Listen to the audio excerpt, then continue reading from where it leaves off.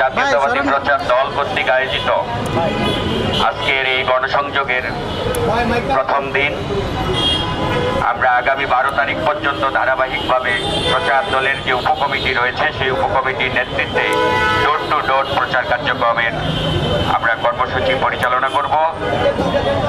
প্রিয় সাংবাদিকবৃন্দ, আপনারা এসেছেন, অনেক কষ্ট করেছেন। বক্তব্য এখানে তেমন কিছু নাই, আমরা গণসংযোগ করছি, মানুষের কাছে যাচ্ছি। বিএনপি গণমানুষের দল, বিএনপি সাধারণ মানুষের দল। বিএনপি রাজনীতির ভিত্তি হচ্ছে এদেশের সাধারণ নাগরিকবৃন্দ এবং জনগণ। আমরা জনগণের কাছে যাচ্ছি। আমরা নিশ্চয় জানি যে জনগণ সবসময় বিএনপির পক্ষে সমর্থন প্রকাশ করে।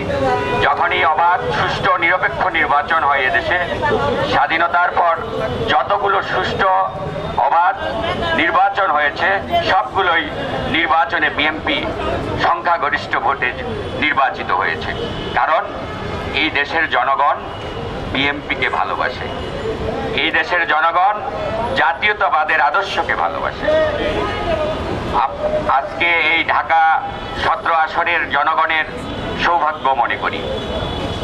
এই গণ অভ্যুত্থানের মহানায়ক, যিনি 5ই আগস্ট এই ঘটনা যিনি কুশীলভ হিসেবে নেতৃত্ব দিয়েছেন সুদূর প্রবাস থেকে, যিনি 17 বছর লড়াই সংগ্রাম করে এই আন্দোলনের সফল আন্দোলনের মাঠ রচিত করেছেন, আমাদের প্রিয় নেতা, এদেশের জাতির প্রিয় নেতা তারেক রহমান। তিনি প্রধানমন্ত্রী হবেন।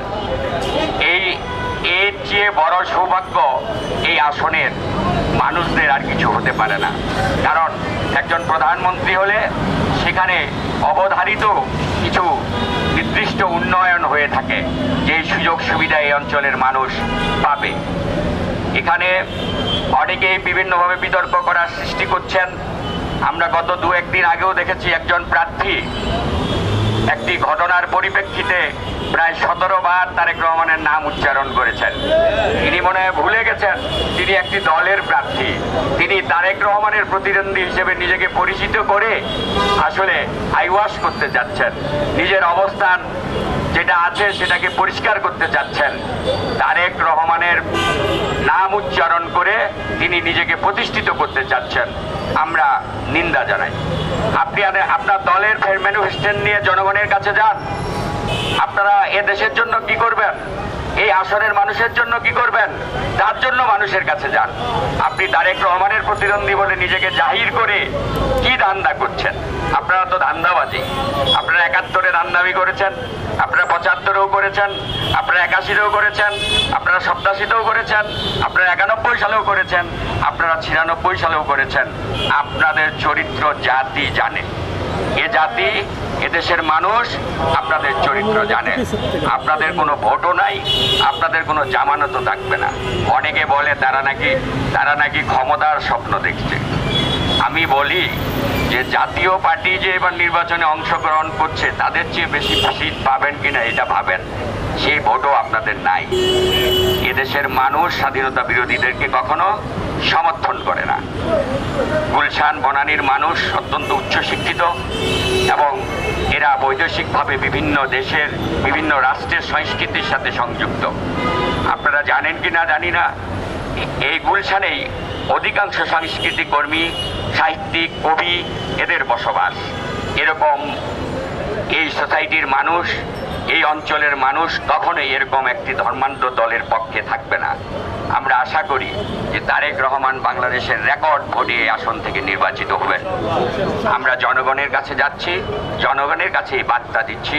আমাদের নেতা তারেক রহমান তিনি বলেছেন তিনি এই এলাকার জন্য একটি সুনির্দিষ্ট পরিকল্পনা করেছেন। তিনি সারা দেশের জন্যই পরিকল্পনা করেছেন। তিনি বলেছিলেন আই হ্যাভ প্ল্যান।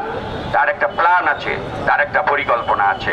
নিশ্চয়ই সারা বাংলাদেশের যেমন একটা পরিকল্পনা আছে, ঢাকা 17 আসনটা নিয়েও তার সুনির্দিষ্ট পরিকল্পনা আছে। আমরা তার ম্যানিফেস্টোর মধ্যে সেগুলো লিপিবদ্ধ করেছি, তার প্রচারণায় সেগুলো উঠে আসছে। আমি আশা করি যে গুলশানের মানুষ তাকে নিষ্কণ্ঠভাবে ভোট দিয়ে তাকে সেন্টারে গিয়ে সবাই ভোট দিয়ে তাকে জয়যুক্ত করবেন। আমরা যে আহ্বানটি জানাতে চাই, এই আজকে 17টি বছর পরে আমরা ভোট দেওয়ার সুযোগ পাচ্ছি, এই ভোটকে একটি বিতর্কিত করার অপচেষ্টা চলছে। তাই আপনারা সকাল সকাল সবাই ভোট কেন্দ্রে যাবেন এবং ধানের শীষের পক্ষে ভোট দিবেন। পাশাপাশি আমাদের জুলাই যে সনদ রয়েছে তার হায়ের পক্ষেও একটি ভোট দিবেন, যেটি আমাদের নেতা কিছুদিন আগে বগুড়ার সিরাজগঞ্জের সমাবেশে তিনি বলেছেন।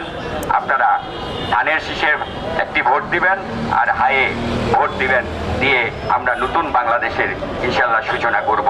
আজকে আমাদের এই দেশের গণতন্ত্রের সংকটকালে আমাদের যেমন শহীদ প্রেসিডেন্ট জিয়াউর রহমান এই দেশকে আমাদের স্বনির্ভর করেছিলেন, স্বপ্ন দেখিয়েছিলেন এবং এই দেশের স্বাধীনতা সার্বভৌমত্ব রক্ষা করেছিলেন, তেমনি আমাদের আপসহীন নেত্রী দেশনেত্রী বেগম খালেদা জিয়াও কিন্তু এই গণতন্ত্রকে রক্ষা করে গেছেন। আপনাদের সাধারণ মানুষের অধিকারের জন্য তিনি আজীবন লড়াই করে গেছেন। সেই জায়গা, সেই ধারাবাহিকতায় তার যোগ্য উত্তরসূরি হিসেবে তারেক রহমান আজকে এই জাতির নেতৃত্ব দিচ্ছেন। যেমন আন্দোলনের নেতৃত্ব দিয়ে তিনি আন্দোলনের ক্ষেত্র তৈরি করেছেন, আন্দোলনকে সফল করেছেন, আজকে মানুষের আশা জাগানোর একটি পথ তিনি সুগম করেছেন। ইনশাল্লাহ 12 তারিখের এই ভোটের মাধ্যমে আপনাদের যে স্বপ্ন, নতুন বাংলাদেশের যে স্বপ্ন, সেই স্বপ্ন ইনশাল্লাহ জাতীয়তাবাদী দল এবং তারেক রহমানের নেতৃত্বে বাস্তবায়িত হবে। আপনাদের সকলকে ধন্যবাদ। আমরা এখন আনুষ্ঠানিকভাবে আমরা লিফলেট বিতরণ করব। যারা সাংবাদিক ভাইরা এসেছেন আপনাদেরকেও আমাদের পক্ষ থেকে ধন্যবাদ জানাচ্ছি, প্রচার দলের পক্ষ থেকে ধন্যবাদ জানাচ্ছি।